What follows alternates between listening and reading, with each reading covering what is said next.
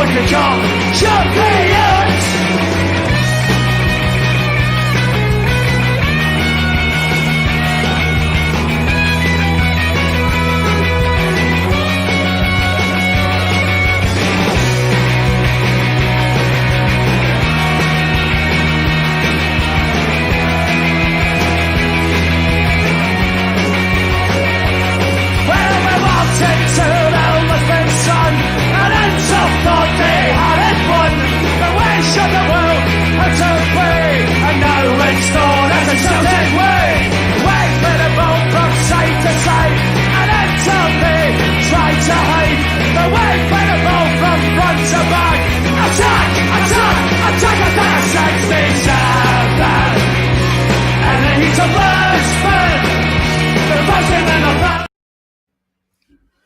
Good evening, everybody. Welcome to Celtic Rumours TV, episode number 193, the Bawz and Bovril podcast with myself, Mark.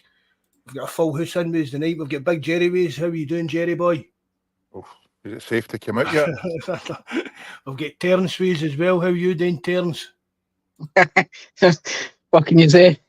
How we're all about feeling a bit the same kind of way. And as well, we've got Paul with us tonight. Oh, evening, Paul. How are you, mate? He's got you mute now, mate. I've got him muted. Sorry. Oh, he's muted himself now. Right, and I think the Bishop's coming on as well. All good, Mark. All good. Yeah, oh, there's good. Paul there. How's your knee, Paul? We getting there. What's doing worse, Celtic or your knee? Do you know what I mean?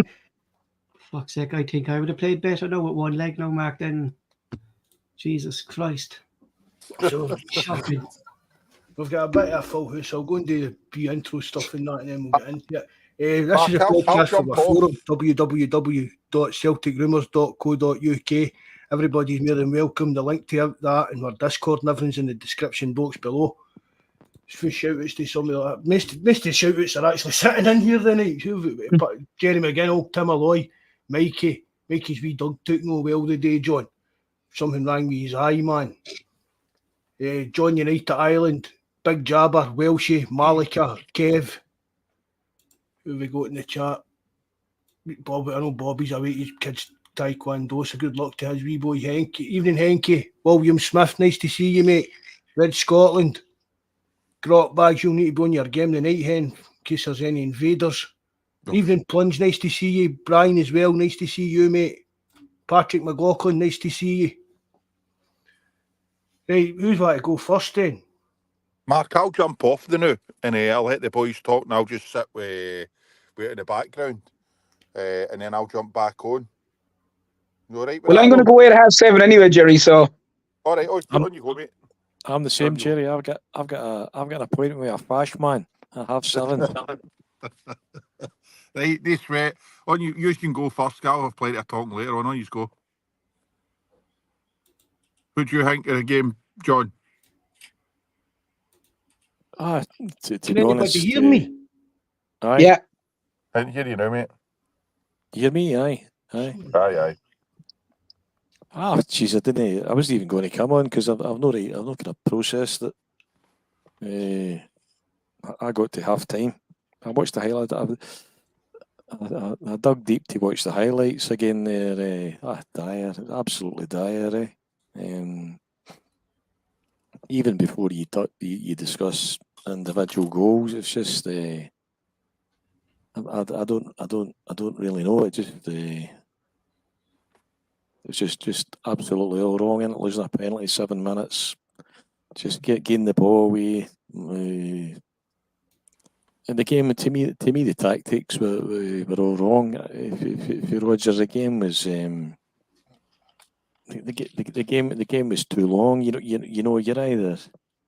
were getting picked off at will. You either sit deeper. You go toe to toe. You sit deeper and try to use the pacey, Kun, Kyogo, Maeda, and once if that fails, even that at 3-1, you've got to bring an extra man into the middle of the park and play eyed up, try to damage limitation, try to hold up the ball at least. That's just it'd be hard to give pass marks to anybody. I don't know. I can't make my mind up the day of there's a bit of me. I was contradicting myself. I was thinking, Celtic shouldn't get beat anywhere 7-1. And then another bit of me think, you were just totally and utterly outclassed, eh? And I was reading an interesting wee piece on the financial gap there. The financial gap between us and Borussia Dortmund is nowhere near as it is between us and the rest of the SPL, eh? Either in wages or turnover or otherwise. So I don't know. Would Stevie Clark get beat 7-1 with the Davy Moyes? Would we Strachan get beat 7-1? Would Neil Lennon get beat 7-1? It's I don't know, a bit more pragmatism. Extremely disappointing does it come close. And I'll leave you with this. So I think what's more worrying is I've not heard them saying it, but apparently Rodgers has said that he wouldn't change anything and he's not going to change his style of play, and that's terrifying. When you've got Leipzig coming and you've got Atalanta coming as well. Just we didn't turn up. I actually don't know where did our arses just totally and utterly collapse. You're lucky a CDM was at that level, was fucking absolutely glaring, eh? Can you see that what I put up on the screen there? Yeah. Do you know what I mean? 3.5 minutes into the game. Yeah, but you see that? Do you see then, Mark, with that? It was throughout the whole game. You're definitely, Paul. Because you see, like, we give them praise for what they do good in the SPL. And what I noticed in the SPL in the last couple of matches, if McGregor pushed up, Taylor pushed in, or Bernardo dropped in there. But, Jesus, yesterday it was like no one had a clue what their position was. Taylor didn't know if he was going in the centre or if he was coming out. Scales looked like our last standing midfielder. Then Trusty was getting caught for pace. Like you're on like we're lacking a CDM, but if you look at the players that we have, we can't play a CDM because we don't have one. So the way I think Rodgers is looking at it is his last line of defence is his attack. His best chance of attacking is pressing. But when we pressed yesterday, we were just wide open in that midfield. They just walked one pass and they just took out that whole midfield yesterday. Just took out the whole midfield. The press just was working, Paul. You were just, you were getting cut open at will. As I said, that they were coming forward like the 5th Panzer Division. It was, you were, if ever it was just crying out to sit deeper and try to, well, you had Kyogo, Kuhn and Maida with the pace here, sit deeper and try to use that pace to cover the bit of, to cover the grass at the other end of the park. That was just you were getting picked off right, left, and centre for the first 5 minutes. As I said, either that, and then once you go 3-1 up, surely it's crying out at that point. You think, let's just not take a tank in here. Damage limitation, then. Damage limitation, absolutely. That's on the manager, though, big time. I mean, I agree with what. Absolutely. I'd agree with exactly what you're saying, JFP. I'd have said the same thing. I went into work today and got absolutely slated for 8 hours. I don't normally wear a Celtic top into work, but I said I have to wear it today because I'll never hear the end of it. But like that, I was saying after when it was 3-1, and like they were going through us like there's no tomorrow. Like I'd have been the same as you. I'd have bring on Hitate and stick my 8 up front. And go 5 across the middle, or bring on Ida and take off Kyogo, or do something. But they needed to pack the midfield, because like I like Callum McGregor, but my God, he was absolutely atrocious last night. The blondie lad, I can never remember his name. You named him a few times for me, Mark. Julian Brandt. Yeah, he had slippers and a cigarette and a cigar. Like the times that Celtic pressed him deep, 2 or 3 passes, he got the ball for the second goal, which was a deflection off Trusty when he tried to tackle him. Man, there was no Celtic player within 20 yards of him. The midfield last night, Bernardo, McGregor, and Engels were anonymous, and I felt sorry for the defence because they had no cover though. The defence had no cover. They had no help. I'd be putting the blame on Callum McGregor there. Do you know what I mean? The blame is on Rodgers, Paul. McGregor can't play that. But McGregor's realistically, there should have been two there. Either Bernardo should have been staying McGregor in midfield, but when they pressed, they were pressing all three together. They were pressing Bernardo, McGregor, and what's our new lad's name, lads? Engels. They were all pressing together, but there was no one there. Do you know what I mean? There was no one in that midfield. So, sure, regard with all Callum Mack's experience and Rodgers as well, Terence, to be fair, what you're saying, lads, one of you's going to have to fucking stay there. Stay there. There's no one there. And I don't mind Celtic having the press to start with because this was their game plan. But even a Dortmund midfielder came on and said, after a few minutes Celtic were pressing, he said, we found out a way of getting through them. And it was 3 passes and then they were up the field. And after that then Celtic and the manager should have been going, right, they kind of have a way of getting out of this. We need to box a bit clever here. But they didn't. And it's like last year as well, or all these managers coming in, I'm not going to change the way I'm playing. Like, if that's what Rodgers has said, and I heard the same as what JFP said there, if Rodgers has said the same, they're going to get another spanking in Atlanta, and they're probably going to get another few spankings. And only for Schmeichel last night, it could have been 10. 10, yeah, exactly, Mike. And Schmeichel still kind of had a couple of dodgy ones himself. Do you know what I mean? There's a few kind of stinkers for Schmeichel, I think. I agree, Mark. I think saying that, I mean, I'm not. You can't exonerate. You can't defend Celtic in any shape or form. For me, Rodgers got it all wrong. But there was accumulation there. Tactics were wrong. Rodgers gets it wrong. I've said what I think. Deeper, use the pace up front. Didn't do that. When you go, it's 5-1 at half time. Long before that, you should have been shutting up shop, trying to get to you want to get there without getting humiliated, but they did get every break of the ball as well. I didn't even think. I've heard people saying the penalty was in 7 minutes as a stonewall. I didn't think it but was. They're the type of penalties then, John, that they're giving in Europe, aren't they? I think they actually look as if your arse just collapsed last night. You get back into the game and 2 minutes later with Maida, big Trusty gets skinned for pace for the second goal. But I get it's a deflection past Schmeichel. Your man gets number 3, the Adi boy gets a hat trick. Some player, man. Some player, but I think Schmeichel's positioning could be better for that one as well. Mm-hmm. You get another penalty then. For Engels, there's nothing in that for a penalty. Then Maida gives away the ball on the edge of the box. 5-1 at fucking half. Do you know what I thought? Do you know what I actually thought about Maida? Schoolboy stuff, fucking schoolboy stuff. This is what happens, Mark. Our mentality stays the same as when we're playing in Scotland and when we're playing in Europe. I think Maida for that goal, he didn't think that he needed to tackle him because he didn't think he was going to shoot from there.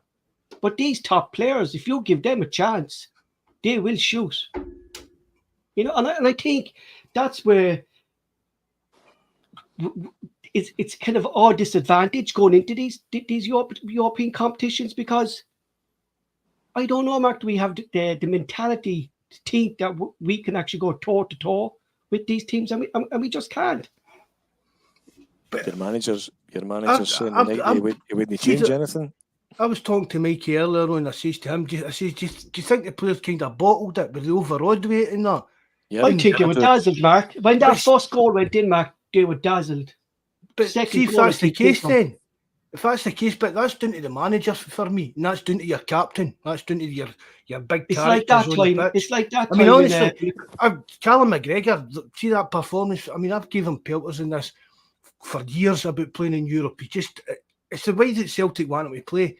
We've never replaced Scott Brown, and we can't use Callum McGregor in the Scott Brown role because he's too good a football. He's a technically better football player than Scott Brown ever was, but he's as good as a CDM as I would be with one leg. So, do you know what I mean?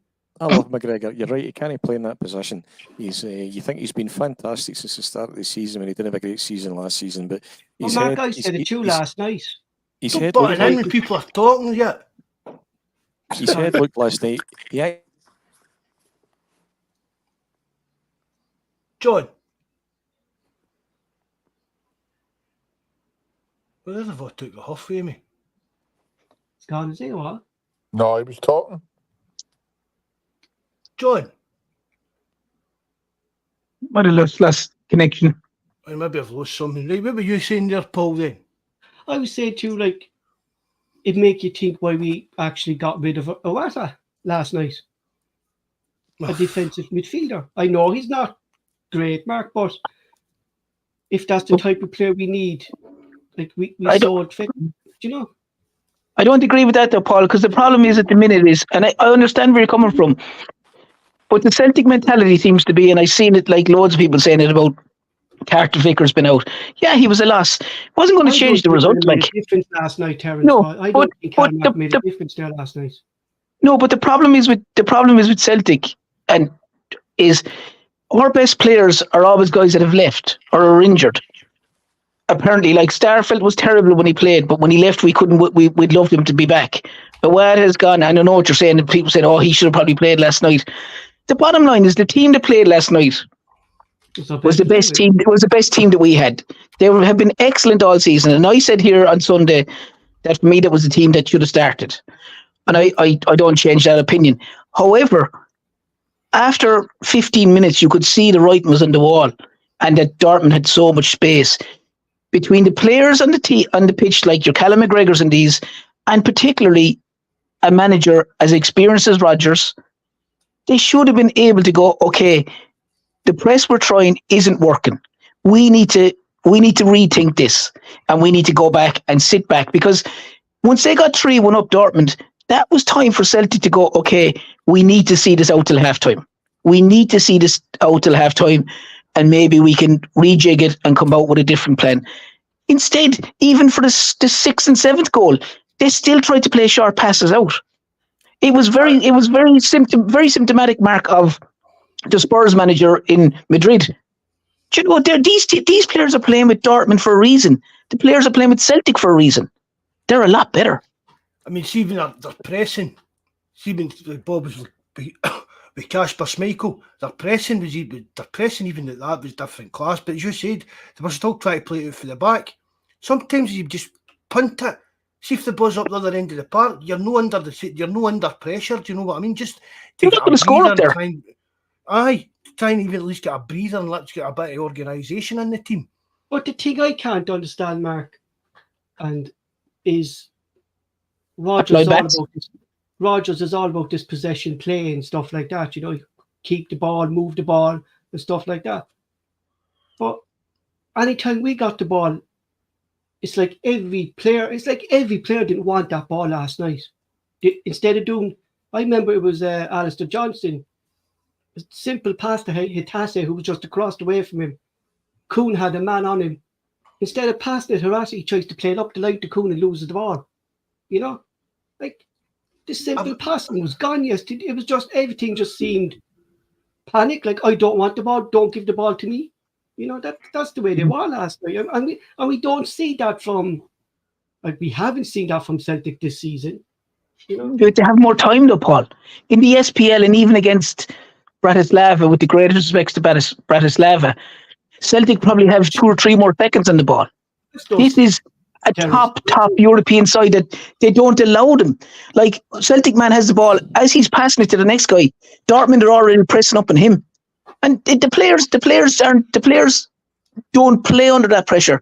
And you could see last night, they just weren't able for it. They just weren't able to do it. Like, there was JFP mentioned at the start there was no player that you think, maybe Maeda for a period of time, that you would think like, okay, he's possibly did okay. The rest of them were absolutely chronic, like, you know, absolutely chronic. They Dortmund done to Celtic what Celtic done to St. Johnson, if not even more, if not even worse. I saw a thing on, I read a thing on Twitter. It was a thread. It was I think he was an actual German, and he'd done like a scouting report on Celtic. And I was reading through it, and I thought, oh, this guy just kind of, he's watched some videos of Celtic and just jumped to these assumptions and that, because he get tore into like Alistair Johnson for like he's been what is it they call it, one-on-one duels and all that kind of stuff. And see, last night, sitting watching that, everything the boy says, you could see the weaknesses across that Celtic team. Apologies, guys. I managed to yank the cable out my laptop there. Try to get back in there and shoot myself in the head. But what I was going to say there was Celtic looked to me, that's the first time for a long time, Celtic and Callum McGregor included. McGregor's face actually reminded me when Scotland get pumped with Germany. Remember that? Mm-hmm. That howler again that he had and he gets slaughtered for unfairly, I thought. But he actually, Celtic players didn't look to me last night as if they believed. They actually looked as if they knew they were being outclassed, and they just, a combination of that, schoolboy errors, daft stuff, and your manager making a horse's arse of it tactically, and then refusing to change it, having made a horse's arse of it. All of the above contributed to a 7-1 defeat. Like, I'm surprised.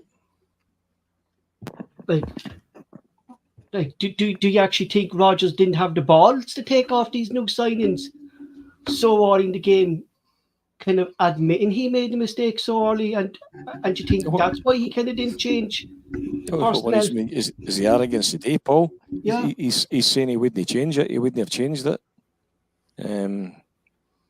He just the man needs to learn a bit of pragmatism. You go toe to toe.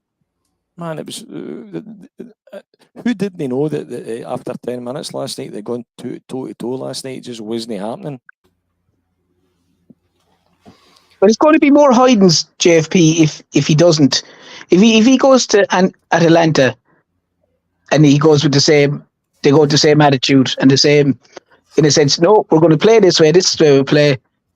There's going to be more of these hammers. There's going to be more of these 5, 6, and 7s, because you know the teams will look at the way Dortmund are done, and at Atlanta they're European or UEFA Cup champions. They're no mugs.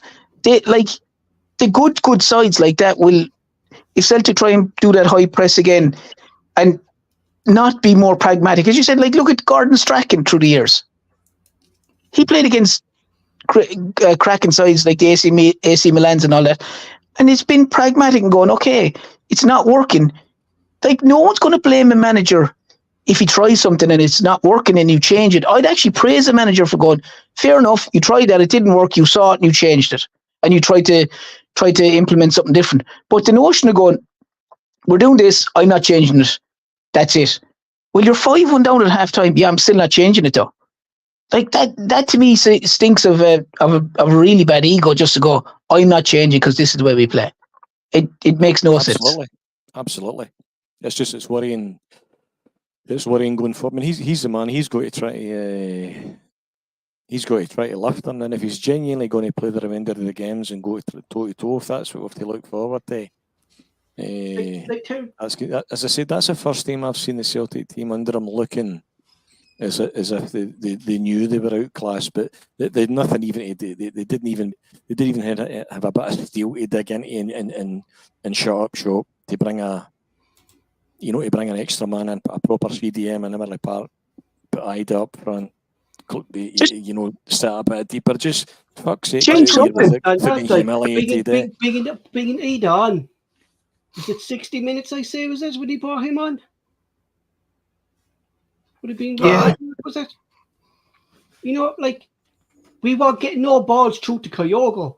We can't put any blame on Kyogo. He was trying to come back a bit there to get the ball, but you could see that it wasn't the game for Kyogo. We need someone up there with a bit of height to maybe hold up the ball. I thought he should have bought it on a half time. Why not switch it up? Move Greg Taylor in beside Cal McGregor. Go 4-2-3-1. With Kyogo playing the number 10. I think just Taylor Mark had so much of a bad game yesterday, Mark. He had to come off. Who Paul? Taylor just had so much of a bad game yesterday, man. He had to come off. I'm talking about even the future, Paul, going forward in Europe. Yeah. Listen, Paul, you could have taken off the whole 11 yesterday. Aye. Do you know what I mean? You can't fall on Greg Taylor. I said the defence had. I know that. I texted Mark. I think Mark was 20 minutes into the game, and he's given the ball away 6 times. Aye. I get that, but Paul, the defence or the midfield gave zero protection to the defence. Yeah, no protect. But you know what actually worried me yesterday, and it's something I noticed about Trusty. He can't use his right leg. If he's going to pass the ball with his left side, he's hitting that ball at the outside of his left foot to pass it side to Scales. Really uses his right leg. Well, you've got two lefts. Said that before the game. Yeah. You've got two left. I think it was Marcus said to you yesterday just privately. You've got two left-sided centre halves, and he's to run the shot, so you having to play on the right-hand side. Losing CCV was a blow. Would it made much difference? No convinced. I don't think so. I think your biggest not the way issue. That midfield, like what Terence was saying there. Not the way that midfield was yesterday, Terence. I don't think Vickers would made a difference there. Do you know? Your biggest issue was tactically, and you're left with in the after. And if that's like, not only what's most concerning about that is your manager saying the day he's not changing anything. Yeah, they're the two biggest things, JFP, for me. Is Rodgers is looking at that game and 3-1 down, and every time Dortmund get the ball, there seem to be 3 and 4 men in space or 2 men in space here and forward. That Blondie lad that you mentioned, he had tons of space. Like I would have expected a manager of Rodgers' caliber and experience to go, okay, look, I need to change something. Even if it's a case, as I said, putting Knight up front, taking off Kyogo, bringing on Hattati in the middle and saying that I want a 3-man midfield and just whatever it is, and telling Bernardo pull out a little bit and couldn't just say, I need you to sit in. Maeda just need you to press for the next 10-15 minutes till halftime comes and we try and stay in this game. Instead, they just, as you said, do the same thing. And the definition of stupidity is doing the same thing over and over again and getting a different result. It's his arrogance, not it is. He's had the biggest. Yeah, apparently the biggest 4 defeats that they've had in Europe have all been under his tenure. Well, you have to give to him, though. There is goals when Rodgers goes to Europe, isn't there? Jesus Christ. Yeah, but it's normally against us, which is a slight problem. Yeah, exactly. Yeah, Jesus. Just 2 minutes to do some shout-outs, lads. Evening, Red Scotland. Nice to see you, buddy. Bobby 1962 there as well. Ian McIntosh, thanks for coming in. Green Smoke 67. I think that's a new name. Thanks for coming in, mate. Anyway, I think I've caught up everybody there. If I've missed you, sorry about that. But I think you're right. From the 1960s up until now, Celtic have lost in Europe more than 5 goals 7 times, and 5 of those games Rodgers was in charge of. I could believe that easily. I mean, I actually saw that today. I mean, saw that today. We've all agreed he's a top manager and that kind of stuff, but should a top manager know but just exactly what we've said before? Should they not realise, right, this is the working? We need to come up with a plan B for Europe. But is that an ego thing, Mark? Oh, like JP said, is that an ego thing? Like Gordon Strachan wouldn't have done that. Gordon Strachan would have been pragmatic and gone, okay, listen, if I go toe-to-toe with them, my team, we're going to get high. Whereas Rodgers done it with Bayern Munich, got hammered, Barcelona got hammered, there last night got hammered, and there's one other game, I forget who it was, got hammered. Like, is it Rodgers' ego that won't allow him to change? Honestly, I've not got the answer for that, and I can't think of what the answer could even be, because I mean, if it is his ego, surely going out there. Even, I mean, we caught parking the bus. I wouldn't mind Celtic going out in there last night and parking the bus and trying to defend and sneak something. Because that's what teams that's what teams that are weaker than the opposition do. We see it every week in Scotland. Look at the benefits there, right? If what Joe's saying there, defend and do the counter attack. Look at the players we have up front. If we put up like Maida had that fall back on toast. Maida had their fall back on toast. Going back, I know now it's a different team like St. Johnston, but Roger said they couldn't break down St. Johnston because they had 11 men behind the ball. So they started putting the ball over the top to use the pace and that change a bit of tactics. But going to what you're saying there, Mark, in Europe, look at Maida's pace, look at Coombs' pace, look at Kyogo's pace. If you're counter-attacking there, put the ball up over the thing, like the lads are going to get onto it, like. You know? Especially because Dortmund are spending so much time in the front foot as well.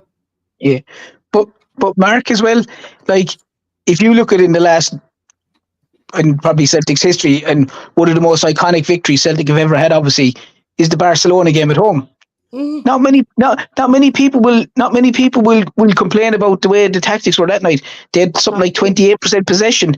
They defended for their lives and they counterattacked. Okay, you can argue that the keepers had a great night and all that, and I get all that.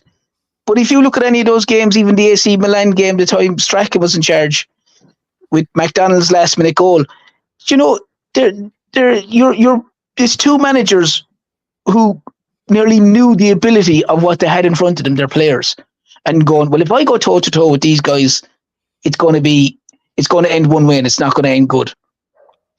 And it's crazy just to not change it, like JFP is saying there. It's crazy not to change. If he was going to set up the way he set up 4-3-3, fair enough. Surely if he does if he goes with that intention and we have been playing well, surely sitting deeper to exploit the pace of the three guys that you've got up front. I mean, the one guy used to come into his own in European nights was Big Samaras. Even Samaras had half a part to cover his cell. Now, that's when he came into his own in European with the bigs. You had the pace to sit deeper and use the speed of the three guys up front. And if that had, for me, he's got to be sitting deeper. If not for the start of the game, for 10 minutes in, and if that doesn't work, then you've got to play Ida up front, one up front, but flood the midfield and fucking damn his limitation. Get out of there with a pumping. Get out of there. If I'd have come out of there 3-1 down last night, I'd have been fucking delighted. And that's what I'm saying, JFP, without continually repeating myself. This is what I don't understand. I don't have a problem with Celtic starting with the formation they did with, and trying to press at the start. That's their game plan.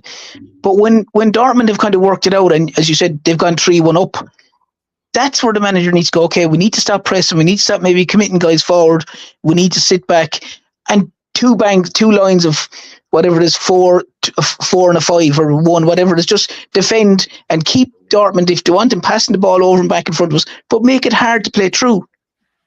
They just kept doing the same thing, and it was just, even the Dortmund midfielder said he couldn't believe that Celtic, after a few minutes, they kept doing the same thing. Like, I dare say you guys are sitting thinking about it. I'm sitting thinking last night, when's Rodgers going to change this?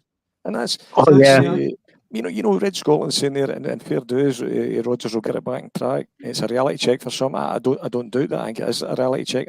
It's a reality check. I don't think I needed. I certainly wasn't getting caught up in the hype. I was under. I don't think, Mark. I can remember how many times I actually texted you, Mark, saying how wide we're actually open. How wide are we open? You know. But saying that the manager's I'll get it right, will be fine. What's worrying me is his comments today when he doesn't think he approached the game wrong and he wouldn't change anything moving forward. That's got me nervous. The only thing I can think maybe there, JFE, is that if he's going to play the 4-3-3 again, will he have? But this, if he was doing that, this is what I would do: have 2 sitting midfielders, Callum Mack and Bernard, and then have Eagles just in front of them. But I don't see him do that, do you? You know? not if he says what JFP has said, Paul, and I heard the same thing. Yeah, He's not going to change it. Then he's obviously going to play the same formation. He's going to play the same style. He's going to play the same press. You just have to say to yourself, all right, well, you're going to leave yourself very, very exposed. And against lesser teams in the Champions League, it might be. Where will it go? Atalanta licking their lips. Bruges and RB Leipzig are going to be licking their lips, going, lads, we just let Celtic come on to us and we just pass the ball straight through that defence. We're giving teams here weakness, not just Atalanta, but the likes of Bruges and stuff like that as well, that could exploit this weakness that we have, in that midfield. Yeah, just a lot of players last night as well, though, were found wanting. I mean, you were hoping for I was hoping for a lot of players to stand up last night, like Engel's been 11 million, they just, a lot of them were like, I know, it was like rabbit in headlights at times. They just, they were, I won't say gone missing, but they just weren't in the game at all. Like, and sorry, Dad. I was just going to say, the longer the game went on, the worse and worse it was going to get. Yes, I know we touched on it about Kasper Schmeichel, but he's made a couple of saves that quite comfortably. This could have been 10. I would have had to take a day off work. I couldn't have gone into work like. Could have been 10, man. Could have been. It was. I mean, for me overall, that's even going back to like the PSG pumpings and that we've took. But that one last night for me, I think that's one of the worst performances I can ever remember for a Celtic team. Definitely. Yeah. And mind I'm 50-year-old, you know what I mean? I've seen some garbage performance, you know what I mean? Some garbage teams in Celtic over the years. But that last night was... Absolutely. But, we've slaughtered the manager. That to me is where 75% of the blame, 70% of the blame lies, but the players need to have a look at themselves as well. The heads just went down. As I say to you, you're looking at McGregor and you're thinking, it reminded me of that Germany game. They just looked collectively as if they didn't believe they had a right to be in the same part. Their arses collapsed for me, and that's concerning as well.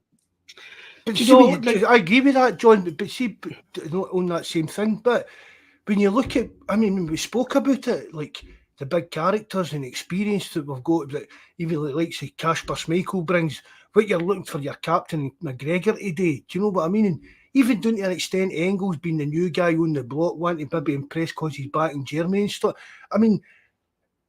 There's not one single player on that pitch last night I would give pass marks. Mm-hmm. Fair dude. Skills and Schmeichel. Well, again, John, Schmeichel... It's quite a couple of times, I agree. Aye. And maybe I'd have him and Skills, I'd maybe have like a 5 out of 10, but every other one of them is nowhere near that kind of level. Do you know what I mean? None of the rest of them are getting pass marks at all. None of the big characters stepped up to the plate last night. Absolute schoolboy stuff when the Taylor gives the ball away on the edge of the box, Maida gives the ball away.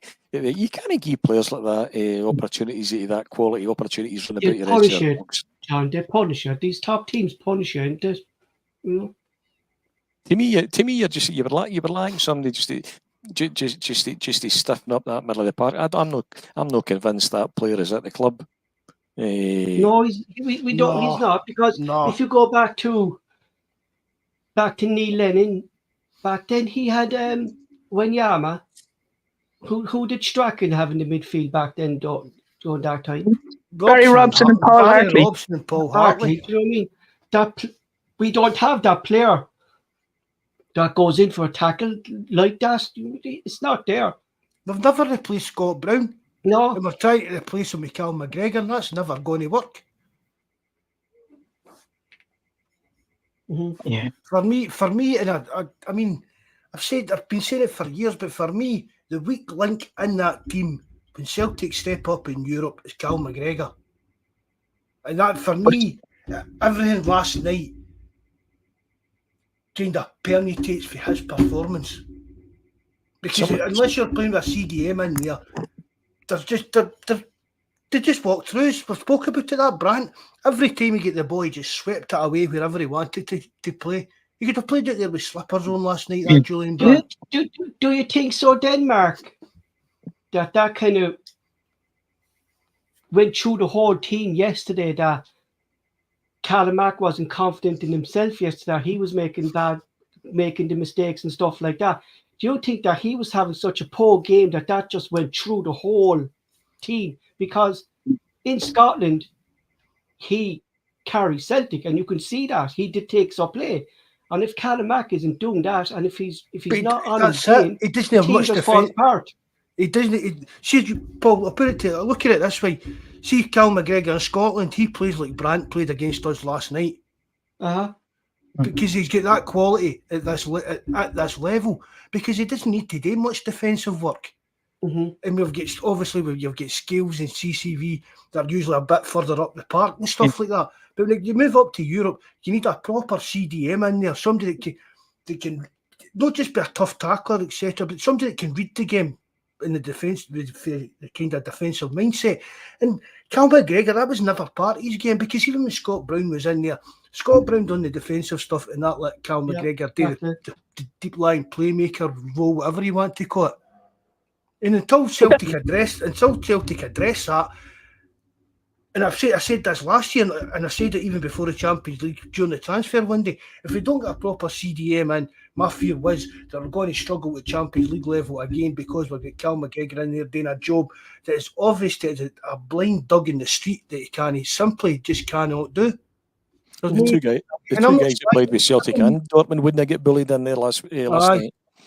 It would have been Paul Lambert and Murdo McLeod. They wouldn't get bullied in there. That's just what you're. Something for JFP, because he's always on about the board and stuff like that. So we broke our transfer window twice this transfer window, Eagles and Adamida.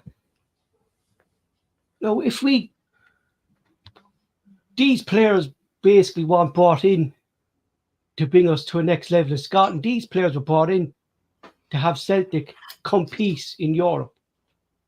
And if we don't get a good result, if we get beaten in another 3 games in Europe and we have a disappointing European campaign, JFP, do you think the board will turn around to us and go, well, we're not giving you money for this player for 11 million this time because we spent that, it didn't work, we're going back to the old way? Do you think the board could actually look at that if we don't have a good European competition?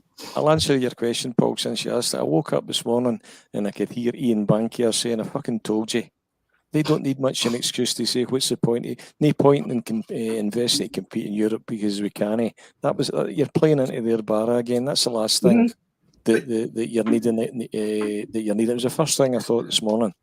But in fairness, you're needing. Engels is £110 million player, but and you're needing a couple of them. You're needing a CDM, and we've been saying that. We were saying that before Angie came. But as long as McGregor's there, though, Lewis Ferguson, and when we were banded about Lewis Ferguson's name, Al, you've been crying out for it. Sorry, Terence. I'm sorry, JFP, to interrupt you. I was just going to say, as long as Callum McGregor's there, they won't get a CDM because that seems to be his role. Like, and I don't understand it. Like, but the problem is, you get away with it in Scotland. And their logic is probably what you said there. Why are we going to spend X, Y, and Z on a CDM where we have McGregor to do the job for us in Scotland, and we'll roll the dice in Europe? Strange love a doctor. He's bang on there. They bullied us every day of the week, twice on a Sunday. Even when you see the lineup at the start of the game, the physicality in the team. I mean, I heard if you've not heard Paul Lambert's interview, fantastic. You look back at that Martin O'Neill team. He said that when Juventus was coming there, it was if you want to if you want to go toe to toe, we'll go toe to toe. If you want to play football, we can play football. Excuse me for 5 minutes, guys. Yeah. Aye. I mean, you've got to think as well, their manager last night, Rodgers signed him as a player. I mean, even if Rodgers is this kind of top-level coach, you'd think he'd be, I should be able to, maybe no, if they're going to get beat here, we're going to get beat because they've got that better technical level of players, but I'm not going to get outsmarted with a guy that I signed as a player. Do you know what I mean? It's just... He got schooled, didn't get outsmarted. Aye. It's real. I don't. The words it is. It's one of the worst performances in a Celtic team in a long time. And I mean, put it in perspective, right? And even people go, Rangers beat them a couple of years ago, right? But they were in a Champions League final 5 months ago, right? I mean, realistically, we were on a good mood. Celtic were in a row. We were playing well. We thought we could go there. We could sneak a draw. If they have an off night, we could maybe even sneak a win. We were hopeful, but Nene's deep down. I don't think any Celtic fan had any money on Celtic, any serious money on Celtic to win. Do you know what I mean? That kind of thing. Yeah. But see if we came out that game last night. We'd worked hard, looked good in phases and all that, and we lost even 3-1. But we'd be sitting here in a totally different conversation. Mark, on Sunday when we had this chat, I said to you, I was hoping for a draw. And I said, even if Celtic lose and they lost something like 2-1 or 3-1, like you're saying there, and they put in a performance, I'd be saying, yeah, that's progress. They put in a performance. But that's an acceptable loss, Terence. That's exactly, yeah. It's a battling. Whereas now, unfortunately, you have they're now a laughingstock again. In Europe, they are like we can say what they want, but people are now laughing at them again in Europe. Celtic away from home, hammered again, and you know it doesn't help. It doesn't help anyone, and I feel so sorry for all those fans that travel over. One of the lads I work with, he went to the game. He worked endless hours of extra overtime to go over and do the whole thing, and I just thought it was just so support. The biggest thing I will say to Mark as well is, like, if they don't learn from this, if Rodgers and the management team and the players don't learn from this and think they can do the same thing again, then I actually would prefer Celtic not to be in the Champions League. I know that sounds a really strange thing to say, because there will come a time where they will concede 10 if they keep playing with the same way they're playing against the top sides. There's something in. See me. I mean, the thing about it is as well. It's like, see other teams in Europe. It's like Real Madrid. Real Madrid don't win the European Cup for a couple of years. Then the next time they change the manager and he comes in and he wins it 2 years in a row and stuff like that. It's like a constant Celtic thing, you know, isn't it? Yeah. I mean, getting back to, like, do you know what I mean? Rodgers the first time, and Rodgers again. It seems to be like kind of ingrained in the club that we're going to take these pumpings. And is it because, I mean, is it even down to, are the fans, people are saying, is it down to Rodgers and Angie's egos and stuff like that? Is it the fans and the press's worship made them? Is that feeding their ego and making them think that, I can go out to, I don't know the fancy name for it, the Westphalian or something it is, but I don't know the official name. But I can go there and go toe to toe with Borussia Dortmund, a team that was in the Champions League final. I mean, I was just expecting a different approach. Do you think Rodgers was actually what you were saying there a while ago? What you were talking about on Sunday in the podcast, saying that Borussia Dortmund, they're conceding goals, they're not playing well. They came back against a poor team on Sunday. Do you think maybe Rodgers thought that way, that he could actually get at Borussia Dortmund with that attacking lineup and kind of break down their defense, that they were leaking so much goals? 100%, Paul. But that's not the problem. I don't have a problem with Rodgers thinking that, the players thinking that. They've done it all season so far. Yes, against lesser opposition, but you can only beat what's put in front of you, which Jerry has said umpteen times. I don't have a problem with that. What I have a problem with is, after 10 to 15 minutes, it was glaringly obvious that the Dortmund players had way too much space, bundles of space. And Kasper Schmeichel had pulled off a couple of saves before it was even 2-1, let alone 3-1. There was sometimes George won the match. Like you could see Schmeichel screaming at the players, like, lads. I know, but Paul, this is where a manager of Rodgers' caliber, who gets paid a very, very substantial wage with his management team needs to go, okay, we've tried it. It's not working. They're playing through the press. We need to box clever here. There's the players are playing with Dortmund for a reason. The same way that the players are playing with Celtic for a reason. They're much better. Simple as. So Celtic have to be pragmatic. 200 million they were saying on TV3 last night. I know, but Celtic had to be pragmatic, Paul. Rodgers had to be pragmatic. After 15 minutes, we could all see what was happening. That guy in the middle, the blondie guy, had acres of room. He wasn't being picked up. He was probably involved in 3, 4, 5 of the goals. Like But Rodgers needed to plug that gap and needed to be sensible and go into defensive mode for a period of time, and he didn't. And that's where I have the problem with the hat-trick again. Oh, I don't know. Can't pronounce his name. But Paul, the fellow who got the hat-trick, OAB or something, was it? Aye. They only paid 18 million for him, was it? Yeah. Like Richard Dunn made a good point on TV3 last night. He said he's after scoring a hat-trick, but Celtic are still letting him get the ball, get the space outside the box and take the shot on. Do you know what I mean? It's like, and you're looking going, he was looking going, I just don't understand it. Like, no one is getting out to him to block him down, to pull in a tackle, take him down, do whatever. You're just letting him. He had the freedom of the pitch last night. You know, just no one was on him. We couldn't get near him.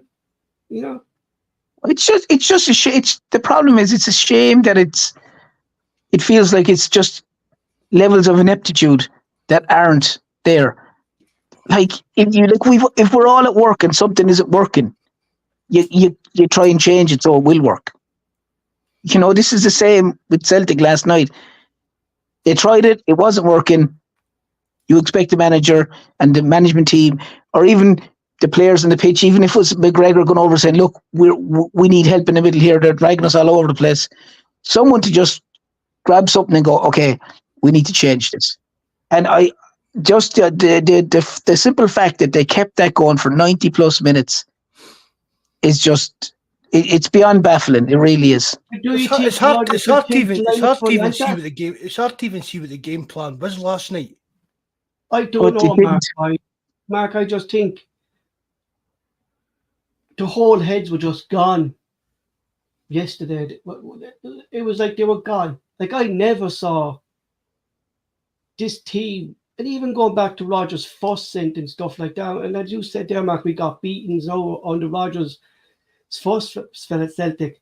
But I never saw a Celtic team give opposition so much space in the middle of that. Like, Amir Khan's need 37, 38. And he had the freedom of that midfield to pass the ball and counter attack. He was there. He was able to read the play, break up the play, get the ball, and just pass the ball straight through the midfield into the attackers again. You know, I've never seen a Celtic team so open and not even that, Mark, but like positioning. Do you mean like one post? They didn't know who was, as I said a while ago, like when McGregor pushed up, there was no one going into the centre. Taylor wasn't going in there because Taylor was occupied. I don't know where fucking Taylor was. Yeah, he wasn't there anyway, and he wasn't down the left.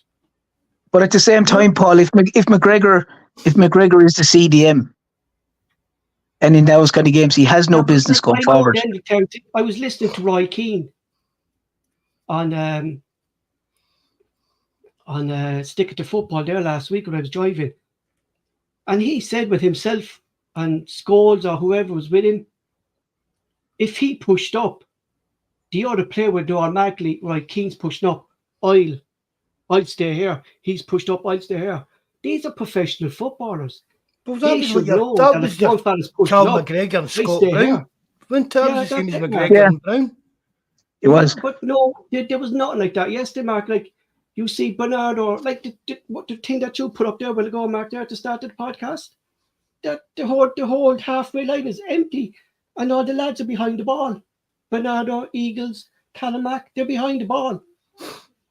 You know? But that's what I'm saying, Paul. If McGregor's predominantly going to be positioned as the CDM in the team, then he just needs to sit there.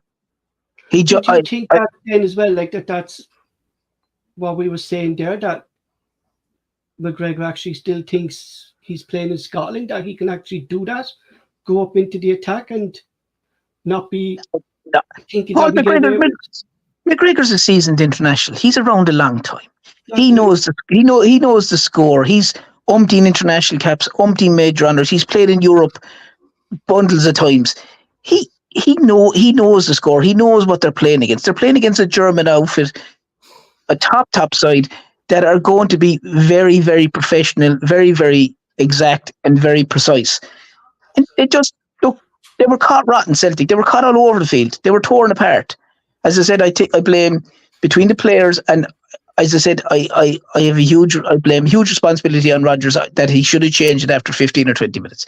Again, that's my opinion.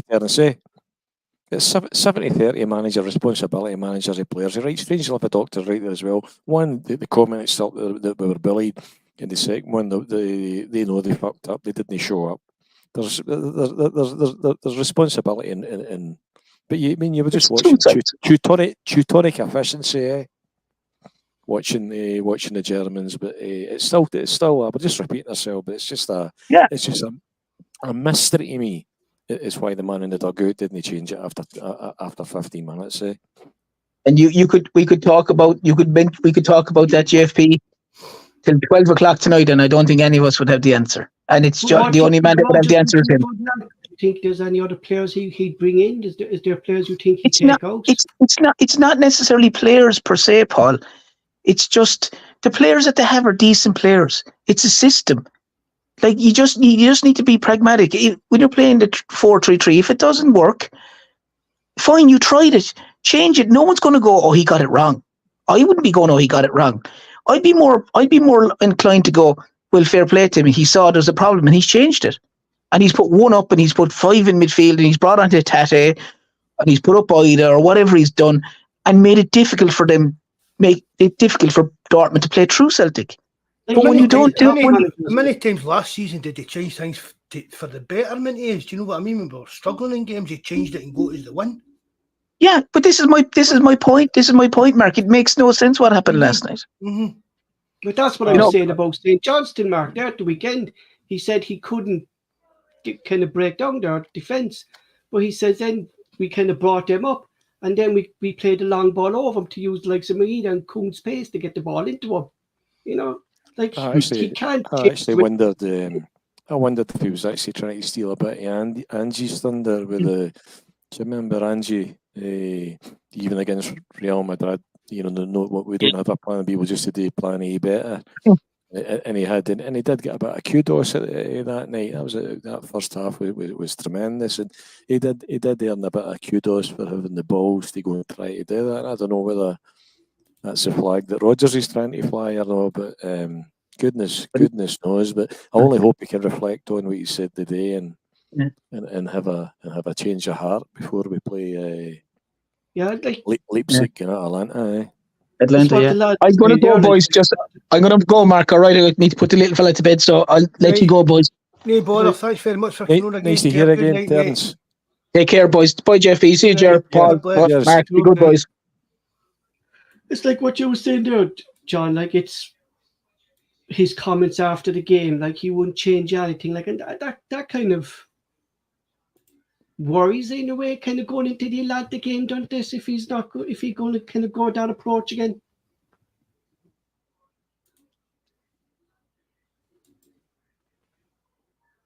Anyone there? I am here. Right. I am here as well. I can't agree with you more. To say it's worrying would be saying the least, eh? Even Mikey was saying the day he's dreading the Atlanta game now. I mean, him and Jonas are going out of it. Maybe even get them on the night before it or that, because I think they're out for a couple of days before it. Mikey doesn't travel cheap, if you know what I mean. Johnny likes his luxury when he's away and stuff like that. But he said, I was talking to him the day about it, and he was a bit like us. He he was more hopeful than anything last night. But as he says, this Atlanta game, he says it could end up the same way if he goes, just what we're saying, going about this same approach. I mean, every single one, we're sounding like broken records here. And Yep. I mean, see, like the games at Celtic Park for me, that's the games where we're more likely to pick up our points. But we've still got to show up better in games, the away games, that we even look like we're progressing and having a chance of picking up points.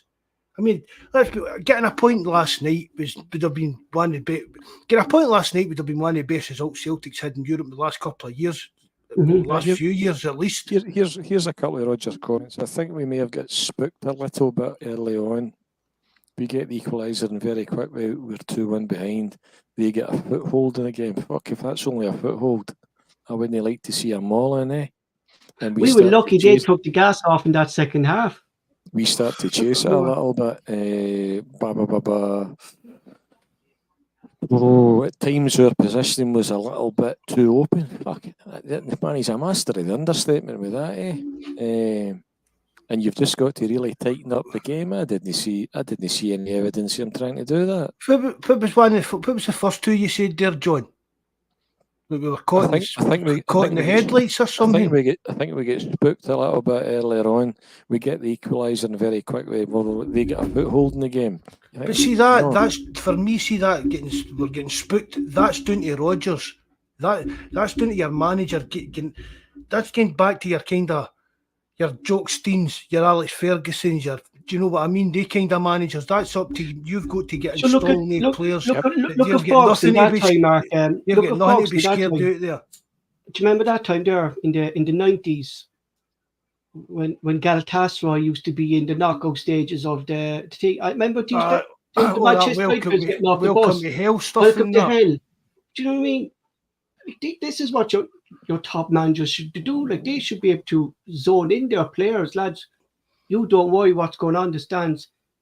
This is what you need to do on the pitch. But I don't know, were we beaten even before? Like we say to teams there, were they beaten before they even came out of that tunnel yesterday? You know. I mean, was it the player? Did the players fall into the? After our performance the other week against Bratislava, the full of Europe was raving about his right. Fair to that, Bratislava, they weren't the greatest kind of team, do you know what I mean? But it was still, to win a Champions League game like we done, still brilliant result. I'm not going to badmouth Celtic or anything like that. But do you think because this was the way this game was hyped up, or Celtic are flying, Dortmund are a wee bit shaky, could this be the night for Celtic? It's probably one of the kind of bigger games. Do you get what I mean? A lot of neutrals would have watched that game last night. And do you think that maybe some of the Celtic players just thought, we just need to be here, we're part of it, it's an occasion, it'll be a good game and we'll just see how it goes, maybe that kind of thing soak into them. Mm-hmm. Could be. You play that game again, right? I mean, is the golf just in class?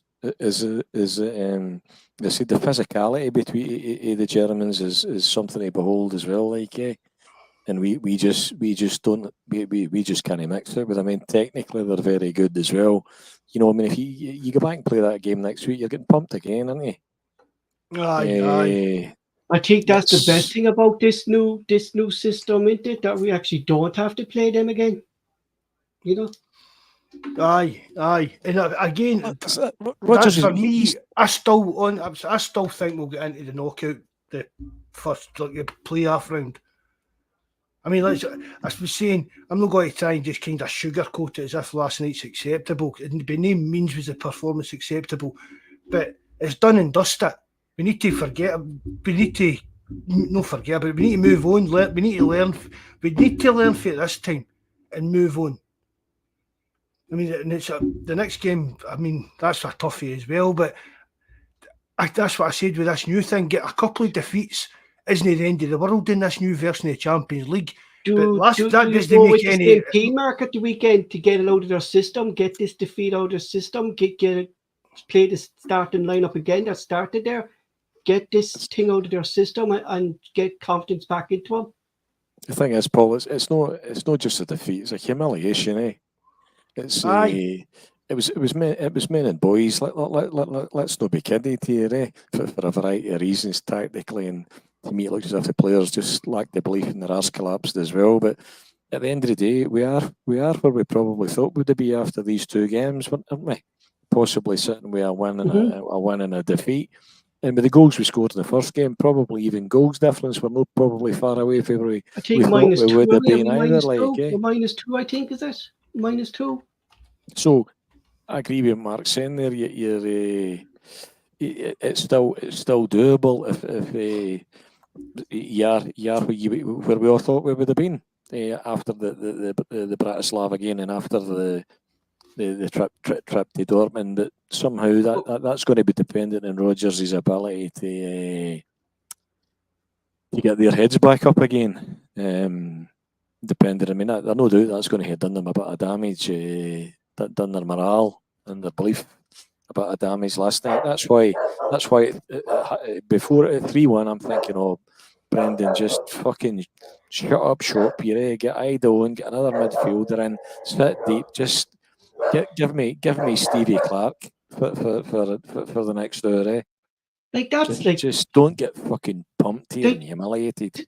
Like if you look at Brendan Rodgers there, right, of his last couple of spells, pumping by Barcelona, pumping by PSG. Atletico Madrid your last 4-1 season. down mark against Borussia Dortmund and stuff like that, and you're going, like, in the back of my head, I'd be going, Jesus Christ, I'm not going to get another hammer in here. I'm going to do what JFP said. They're like, bring in these players and change the system. But what other manager? That was amazing. Like, what other manager? Even Pep Guardiola, if they're drew away to, imagine they're playing away to PSG. I don't even know what the other games are going, but see if Man City's playing away to PSG, Guardiola's tweaking his team and tactics to suit that we're up against a team that. Do you know what I mean? We're up against another top level team. Mark, you see every Jose man, Mourinho, Jose hooking plays off after 20 minutes if things weren't going right for him. Every single manager sets up their team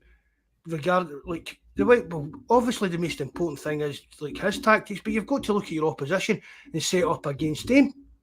And it just Rodgers just seems to, I don't know, it just doesn't seem to enter his head. And to be a top level successful manager, you've got to kind of look at it. He came out the other week when somebody asked him about who his set team was and stuff like that. And he says, "Oh, we've not got a set like for the midfield." I think he asked him about Engels, Hatate, Bernardo situation and that. He says, "Oh, we've not got a set first 11. We'll look at it for a game-to-game basis." But you've got to look at your tactics on a game-to-game basis as well. Especially, as I said there, when you come up against a higher level opposition. I mean, it's different in Scotland, right? We come in, this is what Celtic do. We just overrun these, presses as hard and as high as we can, and we just dominate the game, try to dominate the game, and we beat you. But you can't get into Europe doing that against teams that they're doing basically the same thing in their league. When they've got a higher level of player, more money, blah, blah, blah. I have to agree with Dr. Strangelove there, Mark. I think Valle actually came on. When he came on, I think he done very well. I thought he done no bad. Aye. I wouldn't slag him off. I said I wouldn't give many players passes earlier on, but I wouldn't give him a failure because, I mean, he's not coming on to change the game as such. Do you know what I mean? He's not coming on to, all right, that's it. We'll go and win 6-4 now and stuff like that. I really think after last night's performance and getting taken off, I know there was some kind of injury issue with him at St. John. I think Taylor's days at Celtic could be numbered. I think he's off at the end of the season. I spoke about it. There, Greg. Good evening, Greg. Strangelove, I don't know if I gave you a shout out. I'm a bit out of the place for the shout outs and stuff, you know. It's just I'm just watching it on a wee computer monitor. Do you know what I mean? Rather than down the stair. I think I've spoke about it, Paul, with the Taylor contract situation and that. There's something no right about that. I think he's I'm not saying he's been turned. I think because it's a case he knows that he's going to get replaced in the Celtic team, why is he going to stay here to be back up to whoever we actually finally do bring in? Mm-hmm. But in saying that, I'm not saying that because of anything that happened last night. I just think that's the kind of Taylor situation, where we were with the Taylor situation, because he's been excellent for us in the league. Do you know what I mean? He's been rejuvenated under Rodgers. He's put another strength. His boy seems to be popping up with the pitch and stuff like that. So I'm not meaning just because he was shite last night, he must be leaving. But I just think there is something that he's going to be off at the end of the season. You can't let last night's game affect your thinking regarding any Celtic player. That was a collective failure for the club, the manager and the players. That was just a howling fuck up. That's what that was. Absolute humiliation. One player yesterday, so you can blame really every single player. Like, look at Eid. I know it would have made a difference to the score. But we're signing Ida for 9 million, Mark. You expected to put away that header on the goal line, and straight to the keeper over his head. When you look at the left backs that Taylor's seen off, Bernabe, Bolingoli, Laxalt, who else? You find it hard to believe that his mentality is such that he's frightened about who's coming in. Although the one that terrifies me is the Ketirama. You wonder what is it, or does he just fancy a? I don't think Rodgers wants to bring him back to play in the left-hand side. I think Rodgers wants to bring him back to play in the centre-back role. KT? Yeah, like he kind of plays like there with Scotland now and Denmark in the centre-back. As a backup there. After last night, Paul, don't need the presses anymore. Who brought that up? That was you, John, wasn't it? Just no. No. I've just depressed myself. Do you know what's concerning last night is Alistair Johnson going back off with his back yesterday. Well, he's been carrying an oak as well, hasn't he? Yeah, but he's back, yeah. He went off with his back yesterday again while he was in. He sells the jersey, getting that ball away for the goal as well. Poor again, man. Just to say as Maida does it at the edge of the box. There's no. But these are the chances, John. Like, these are the chances. Like, we've said it for years, Mark, on the podcast. Right? We get away with these. Maybe we're making these mistakes in the SPL, and we actually just don't see them because we get away with it. They're not getting. We're not getting caught up with them. And these top players, Denmark, if you give them an inch of space, they're going to score. They'll punish you. I mean, they get every break of the ball last night as well. It was just one of the nights, wasn't it, as well? Any time I got the ball, I thought they were going to score. That one that comes off McGregor, and then you get the deflection off Trusty for the goal as well. But I mean, you don't help. The penalty to me is mega soft where he catches his foot. He gets done as if there's a sniper in the ground as well. Like, the boy gets the one that kicked his foot. See if you're their manager. Did we not get one? Did we not get a penalty a few months ago? Was that no against Bratislava? We get one like that. Was it no? I can't mind. Was it not even against the Huns? No, I think by the letter of the law it's a penalty, but you're thinking, you're good enough to without having to be fucking rolling about there as if there's a sniper in the ground when you've hardly been touched. How can we not get that cuteness about us, John? How can we not that wee nasty wee streaking with team? The nearest you've got to that, but the only player that has a wee bit of guile in and knows when to get in and stayed in is Bernardo. Mm-hmm. I think it's a continental thing. I just think it's no part of your psyche. I think. Sometimes we're a bit naive. It was that Emre Can, wasn't it? Stood and snapped in somebody's ankle. Neil Lennon was going on about it, but he said it was a bit naughty. But It was, yeah, kind aye, of. but was it Emra Khan? Aye, but I mean, I'm not saying it's right, but we've not got that type of dig in our team to even That's have. exactly right. I mean, every team. I'm not wanting it to be a team of cheaters, but see all that they call it the dark arts and all that. See, for me, it's part of the modern game. I'm not talking about having stupid, crazy dives looking for penalties, but if you're getting a tug on you in the penalty box and stuff like that, get down. Because in the modern game, 9 times out of 10, you're getting a penalty. It's like I used to talk about with Joe Hart and that, no coming out for crosses. See if Joe Hart came out for a cross and missed it, see if he went down screaming, the ref would probably give him a free kick because he'd think he'd been fouled. Do you know what I mean? Things like that. These teams in Europe could teach, do you know what I mean? It's like night and day.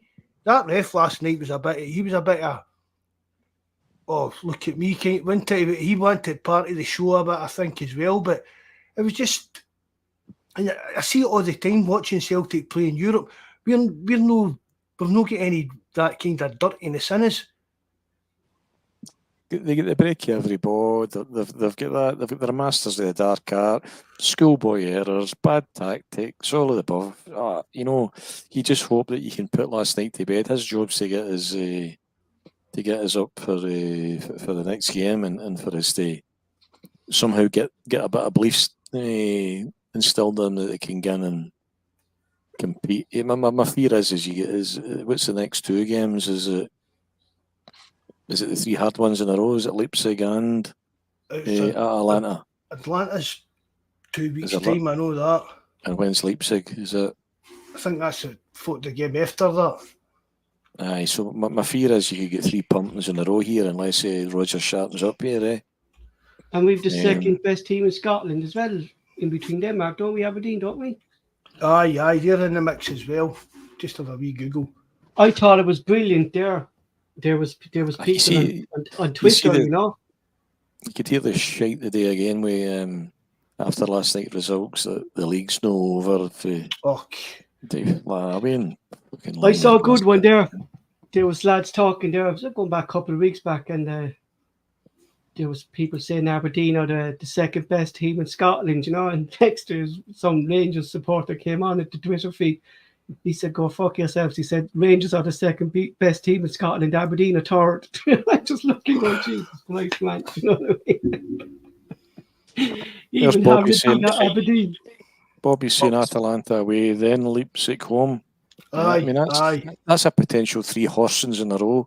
And unless your man can, hopefully he's only kidding his own. He's no for coming up with a plan B. No, we'll not get horse staff for Leipzig at home. I've heard the rumours that technically they're not a million miles away. They beat us on the Ange, Mark. Did they Leipzig? Didn't they on the Ange? Did they? But Paul, did they beat us on the Ange, Leipzig? Aye. And they beat us well, didn't they? That was when who was it? There was a big. Who was that player? I think he went to Chelsea. Mudryk. Was that no him? Yeah, toss apart. Aye. There's green smoke asking, genuine question. Today we get tanked again. I think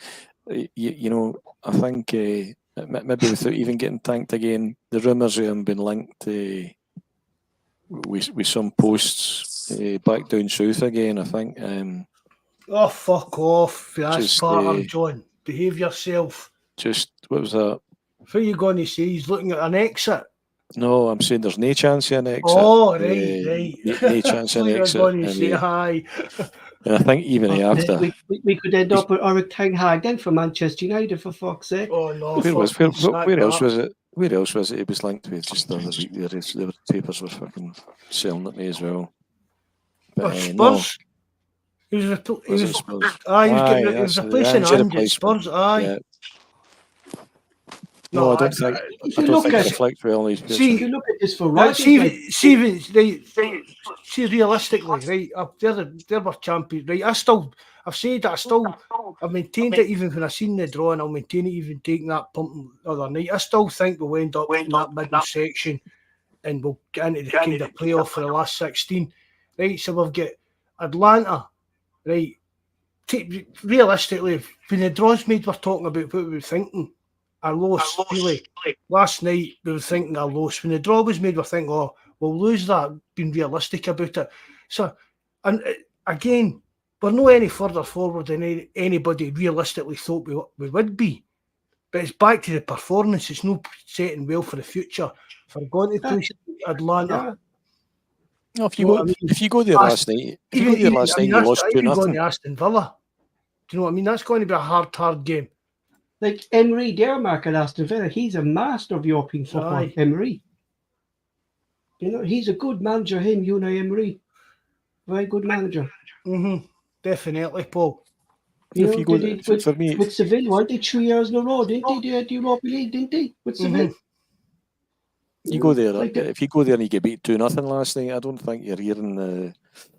I don't think you've got the depth of despair that you've got tonight. It's the manner. It's the manner of the defeat. It's not just the defeat. That's what I say. I think you were off at the time, John. I said that. See if we'd went there last night, worked hard, put in a good performance, showed that we were making good chances, and even coming home this morning, beat 3-1. Absolutely. You'd be like, all right, well, fair dues. We played that's again. what I was expecting, man. Realistically, you're looking at maybe 2-3-1 or something like that. Against a team that was in the Champions League final 5 months ago. You take it and just dust yourself down, right? But get beat by a better team, dust yourself down and move on. But it was, as you said, John, and Bawz said it was the manner of how we get beat. There was just absolutely nothing. The team showed up. Battered, Mark. Nothing. You know, we were battered last night, weren't we? Battered. Oh, if it was a fight, it'd have been stopped after 20 minutes. And that's the third, the hard thing to swallow for me. Do you know what I mean? That's the hard thing in my head. How a team that when in there, I mean, it does, as I've said, it doesn't matter who you're playing against. If you're beating teams, it gets your confidence up and stuff like that. So we started a great start to the season.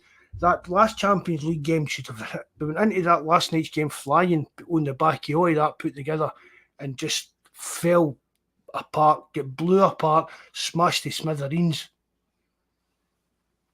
And according to the manager, it's just but one of the things we just need to deal with because he's not going to change anything. You can't go on like that. It's been too long at Celtic. This is, as I said earlier, Paul, it's kind of ingrained into the club with how shite we are away in Europe.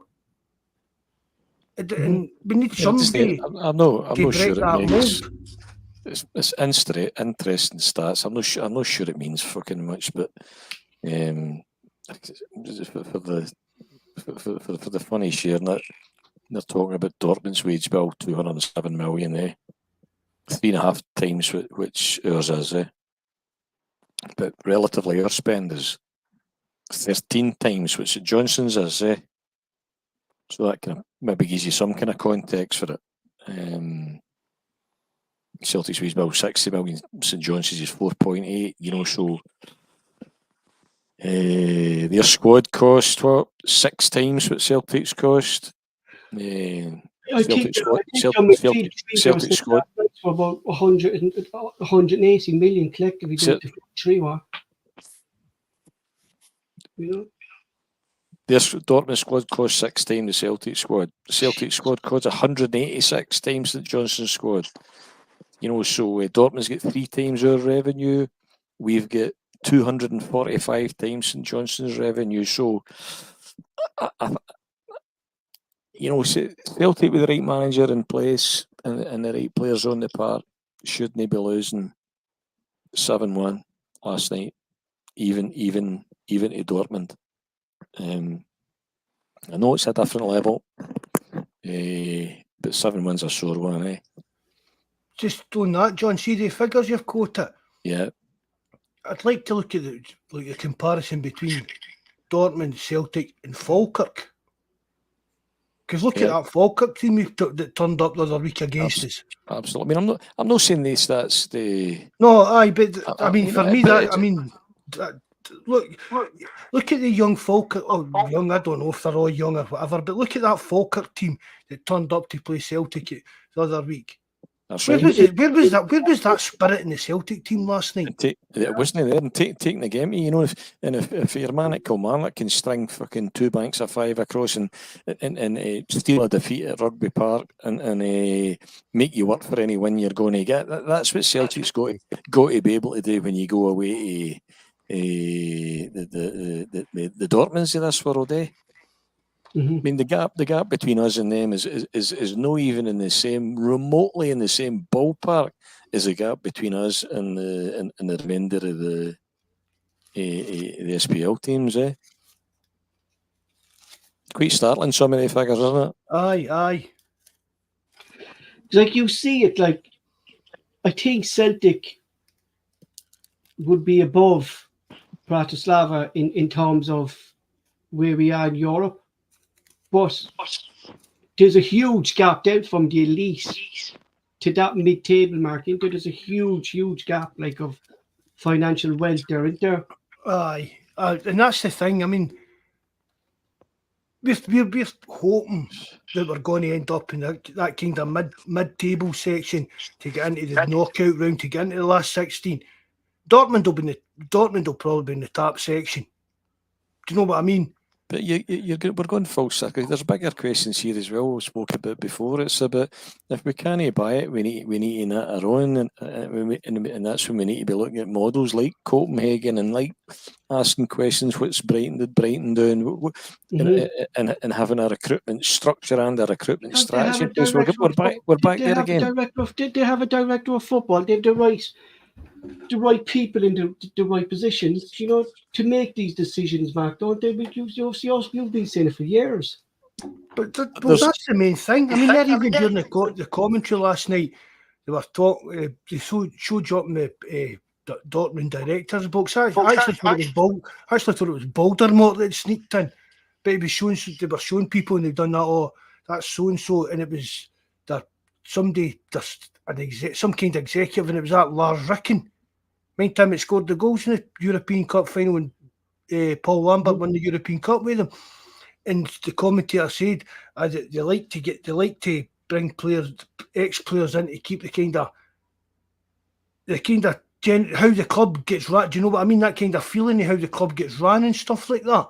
They were saying as well, Mark, to the same extent, these guys are obviously know what they're doing. I've kept saying it, Paul. I mean, for a few years there, it was at Ajax. It was Big Van der Sar and Mark Overmars. One was the CEO, and one was like a director of football, technical director, whatever you want to call it. Till Overmars got a bit handy with his hands, wasn't it? Aye, that was something like that. Aye. Strange love saying there. I don't see the benefit of playing like a even after taking a pump like that. But the benefit I would see is you've not got could you have taken a point? If not, because you've limited the damage, could you wouldn't be sitting here tonight with serious doubts about the extent to which the squad's heads were down and your ability to go and compete at all in the next 2 games. I mean, the greatest manager we ever had sent Celtic out not to lose against Vojvodina. So it's good. There's better managers than Brendan Rodgers has done it, eh? Aye, for me, I agree with that. There's levels for me. Do you know what I mean? If you're going up against a better team, a higher level team with more money, better players, etc., there's absolutely nothing wrong with getting into that. And I'm not saying just that's like setting up, parking the bus, just nothing at all. But playing a counter-attacking game, Martin O'Neill done it. Mm-hmm. We don't need to get there toe to toe. Build your team. Build your defence and your defensive midfield section to defend and hope to hit these bigger teams in the break. You might lose 2-0, but you might get something out of it, as we did with Barcelona. Neil Lennon never set Celtic up to go toe-to-toe with Barcelona. look at the physicality of that Martin O'Neill team. As I said, if you get a chance to see that Paul Lambert interview, it's well worth watching. Talking about his highlights, his time at being at Celtic, and I that think was that's his one of quote. the biggest problems in Europe, John, is like That was we brought in Eagles, right? Eagles has been difficult, but bar him, you look through that squad, really, the his quote. physicality isn't there. If you want to come and go play football, we can play football. If you want to come and go and have a battle, you can have a. We can do that as well. There's not even that physicality about that Celtic team, and certainly nowhere you need it. And in the middle of the park, we've said it to our death. A Barry Robson, a Paul Lambert,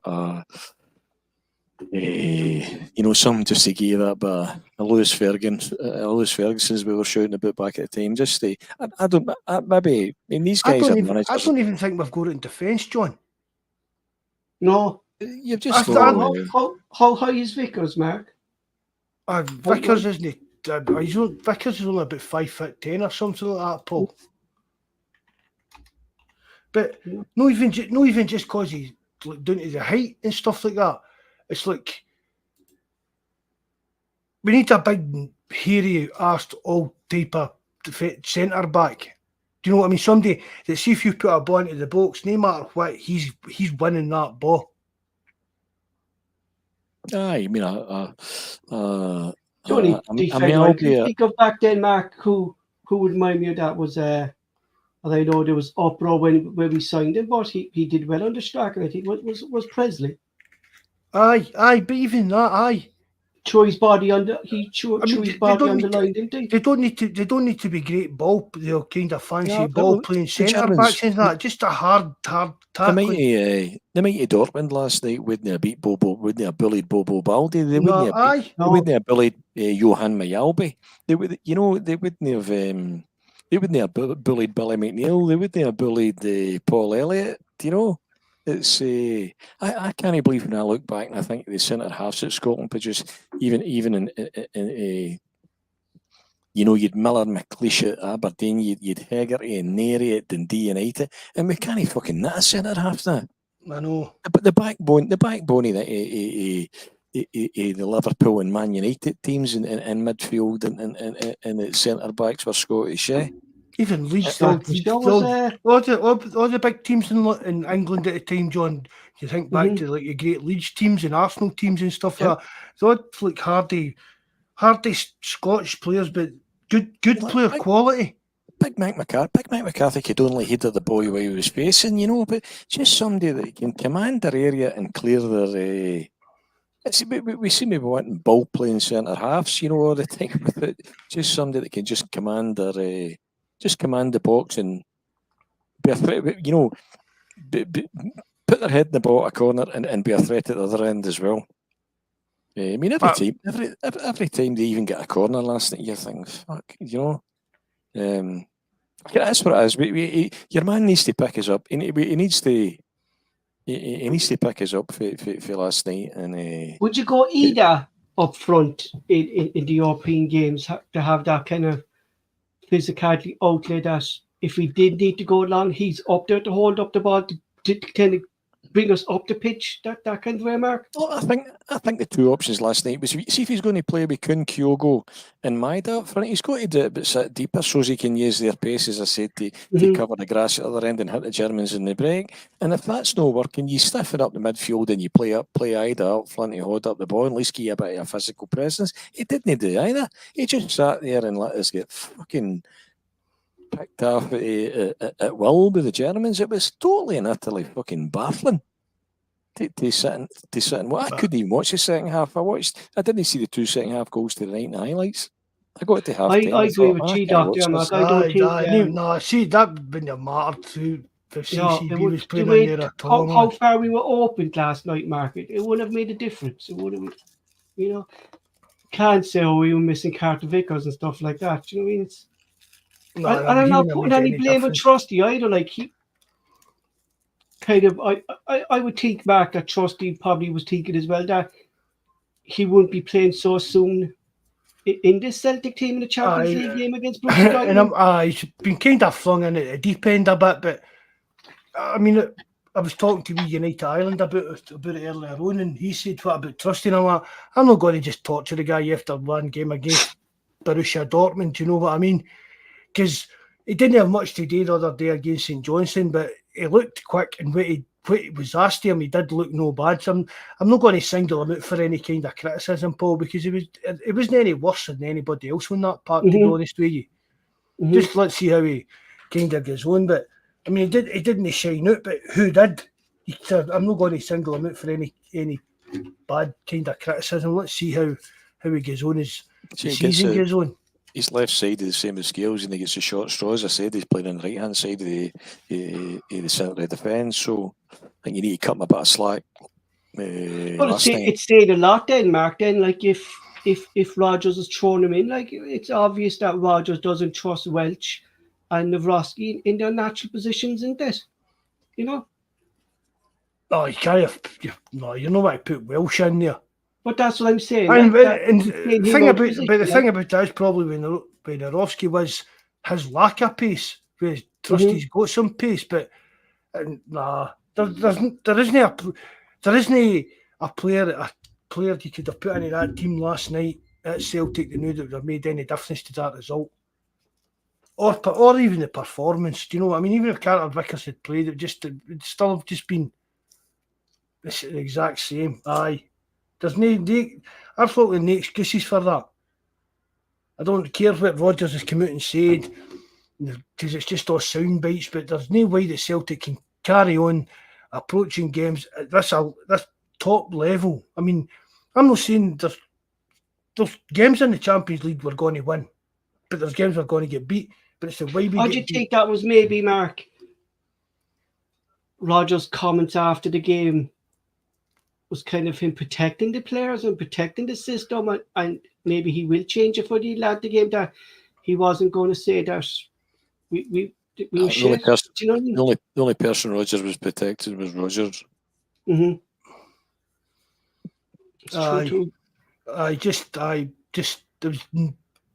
There's nothing at all he could come out and say, or any of the players could have come out and said after that game that would have made the result and the performance. It's the performance that hurts me even more. Do you know what I mean? Yeah. That's the galling bit for me.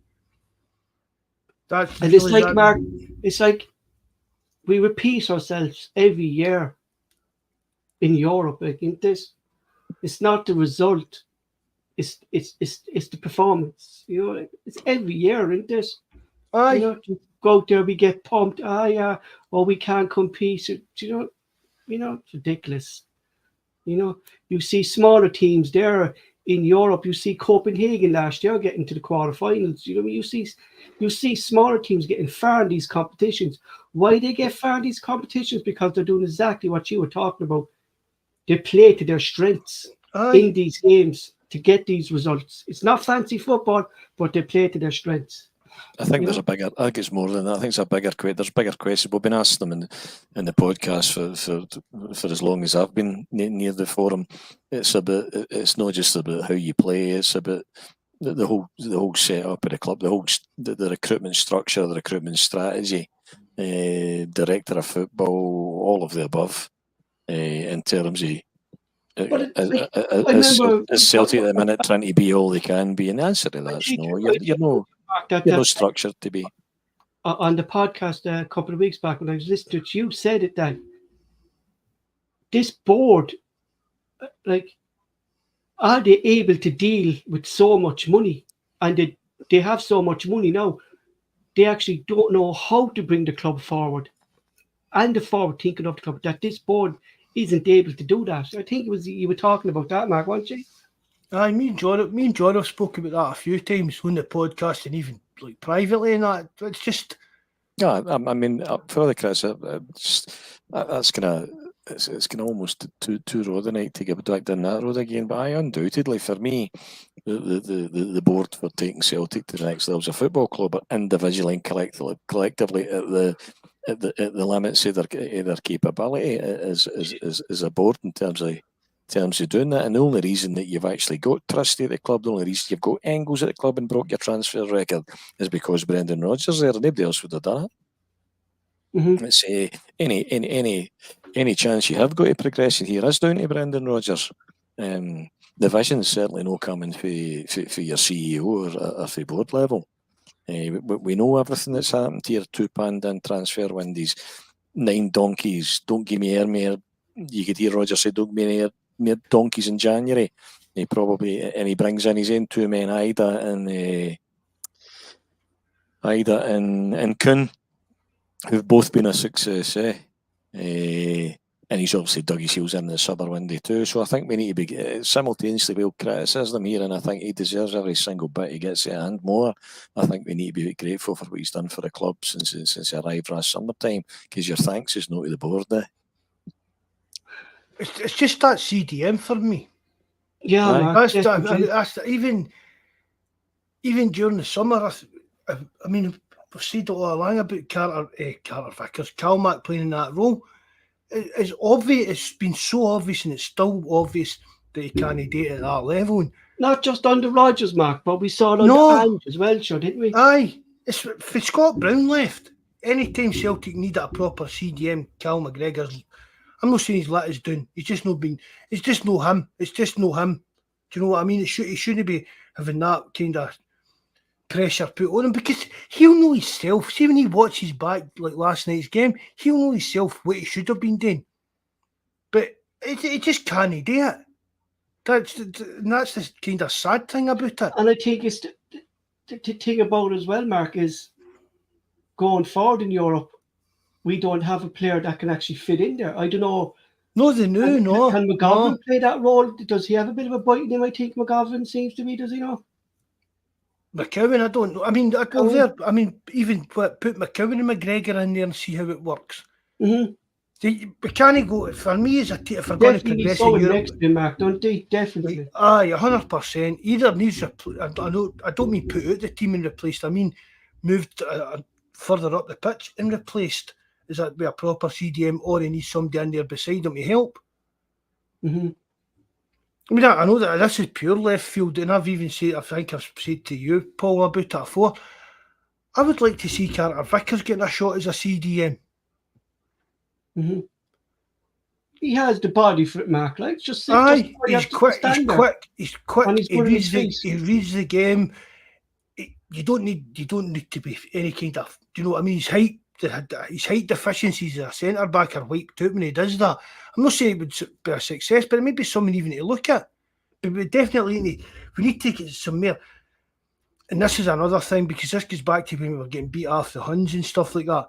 We were getting bullied in midfield. We were getting out-muscled. That was how they were beating us. Do you know what I mean? We were getting the physicality. See if you're a team. It's what Brendan Rodgers wants. He went on about it.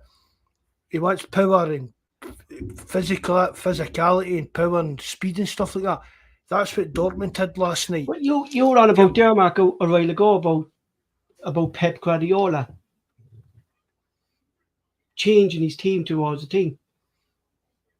Look what he's after doing to John Stones, stepping up into that kind of defensive midfielder, giving Rodri that option. Do you know what I mean? Like, look at, do you know? Who's to say we can't do that? I mean, I'm not winning every week, Paul. But in the Champions League, just put. See, look if Narovki could step up to play beside Scales. And then Roxy would play 15 minutes and he'd be out again for fucking 5-10 games. And then you've got. I saw an interesting stat about him, right? Before we signed him, he's only played since he was 19. I think he's played professionally only 200 minutes of football through injury. Due to injury. Anyway, there's a lot of questions to answer this year yet in terms of the left back scenario. Still a bit of a mystery to me, and the whole recruitment. You'd like to think you'd be hearing some names mentioned in terms of the recruitment structure as well, but there's been nothing in that front either. But wherever we are, it's a sack. Last night was just an absolute sack. I'll need to shoot, guys. We're winding I'm up up early, anyway. but it's just a sick night last night. There's nowhere to. It's one of the ones when you know, we'll all have felt the same. You actually wake up this morning, and you've almost forgot for half a second, then you remember why you feel sick. It in will the pit of beat your Ross stomach. County on Sunday and all will be forgiven. Everything's horrible. hunky-dory again after Sunday, isn't it? And then we get beaten by Lanka. But that's it, Paul. For long as I've known you, how many times I've said to you, every player, every team, everything, they're all just as good as their last game. If we're getting pumped Ross County on Sunday, and that, as you said, everything will be good and happy for a few days.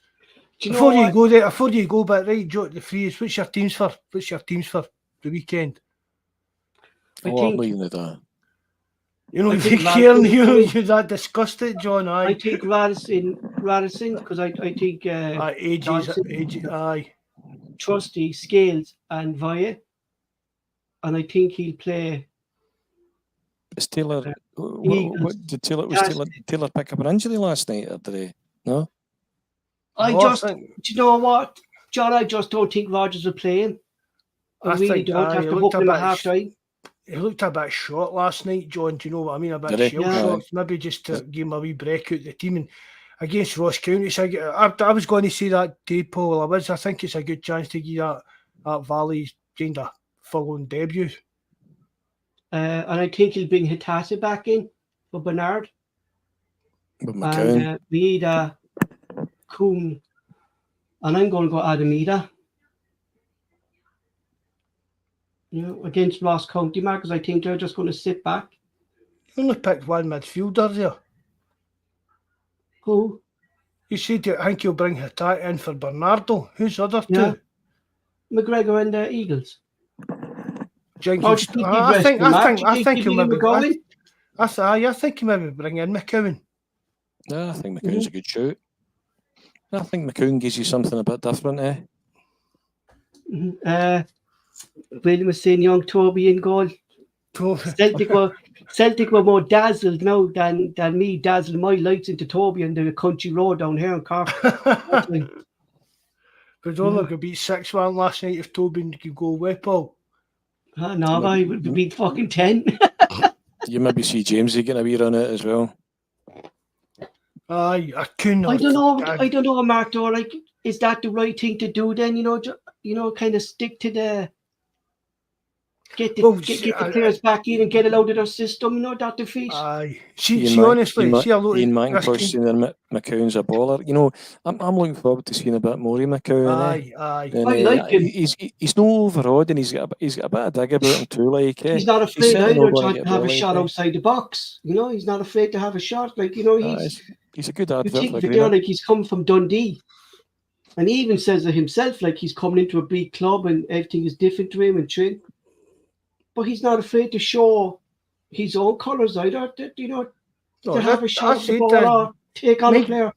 Mikey said to me about him a while ago, and I kind of kept an eye on him. And I thought, he's a decent enough player in that. But see, when you watch Miriam, this is kind of, it's like this could be a kind of Paul Hartley kind of signing. That's the way I look at it. Plus, as well, he's 4 or 5 years younger than Hartley was when we signed him. He's grafted his arse off to get where he is, and honestly, he's going to just get better and better. And he'll prove to be a bargain. He will prove to be an absolute bargain. Rather than Hartley, he kind of, I think more of the kind of Barry Robson type. I just mean that kind of deal. I just mean that kind of deal, John. Absolutely. Everybody looks down their nose, playing at Dundee, snobbery. He's not good enough. So, Mark, that put him next to McGregor in Champions League. You're on about comparing him to the likes of Bobby Robson and stuff like that. Bobby Robson. To go in for a tackle, weren't they? Bobby Robson. He certainly doesn't look. It's no Bobby. Barry. Barry. Oh, for fuck's sake, I'm calling. It's good to be back. This is to anybody that's just listening in. This is just typical Paul. Just whatever name comes into his head, he'll just say it. And it sticks then for the whole season, Mark, don't it? It sticks then for the whole season. couple of times I When saw we him at started Parkhead. sliding on the Japanese players at the start. Do you remember? He certainly Jesus didn't look. Christ. McCown certainly didn't look overawed, and he certainly didn't look out of place. Loving it, John.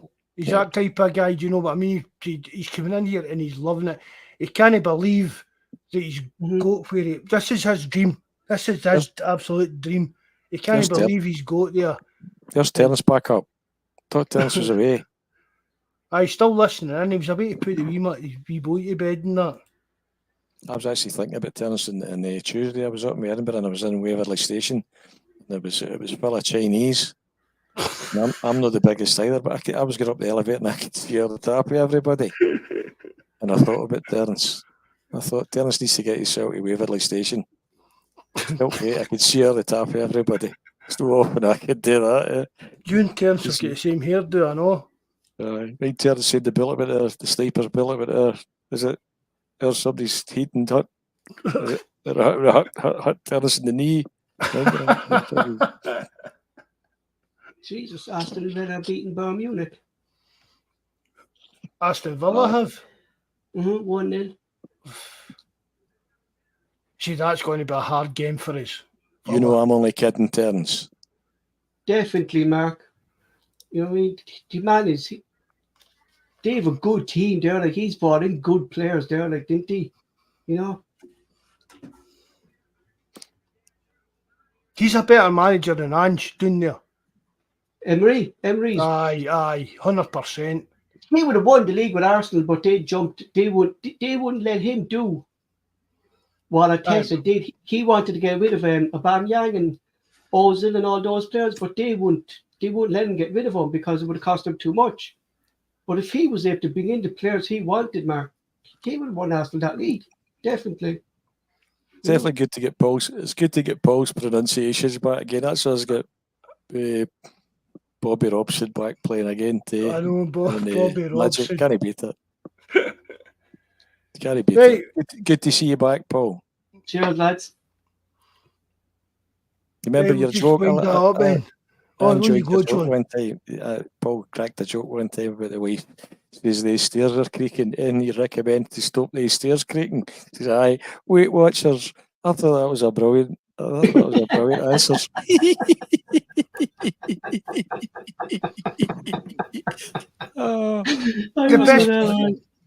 The best one was John. He said to me that his neighbour wasn't talking to him. I'm like, well, what you done? Do you know what I mean? Like, oh, a load of slim fast left there for work. He's a shop rep. That's what he does, Paul. Do you know me telling that or now? I've got a load of slim fast left there for work. Do you want them? Imagine, it was a woman. He said to his next door neighbour, a woman. Do you want any cheap slim fast? That's a cracker, eh? And she didn't fucking take him either. That's what she didn't. She could have fucking done with it too. Just some of these Cork folk, man, they're just getting no filter. No, we don't. That's right up there where you hear them saying that. What's the line? They say that is it horses sweat, women glow, and men perspire? Is that what they say? They said you hen are glowing like a horse. So I heard a good one there the other day. No, not dirty at all. Aye. Calm your jets. Skid marks and the tallest. No, too much. It's disgusting, and a man would take it as a challenge. Right. I'm off. Too far all the time, will you a minute? Right, guys, thanks very much for having us on. It was good to hear all the comments, and hopefully we'll dust ourselves down and our manager will get a grip and we'll be restored to some sense of hope we'll be again. We'll be buying Germany for the final. Don't worry about it. Aye. I think it's in Munich, isn't it? The final's getting held in Munich this year. Is it? Right, guys. I'm away. Right, cheers, good night, John. good night, Thanks God again, bless. bud. God Cheers, bless. Guys. Cheers. Right, Pablo, your headbanger. Thanks very much for coming on. It's always It's always different. It's always different with you, Kimmo. It's a It's good nice laugh. to get a bit of humour into it. Good to have you on again, mate. I hope your knees getting better and stuff like that, right? So I'll I hit you up talked to you with- there on the WhatsApp anyway, there, man. What? I said I'd talk to you anyway in the WhatsApp anyway.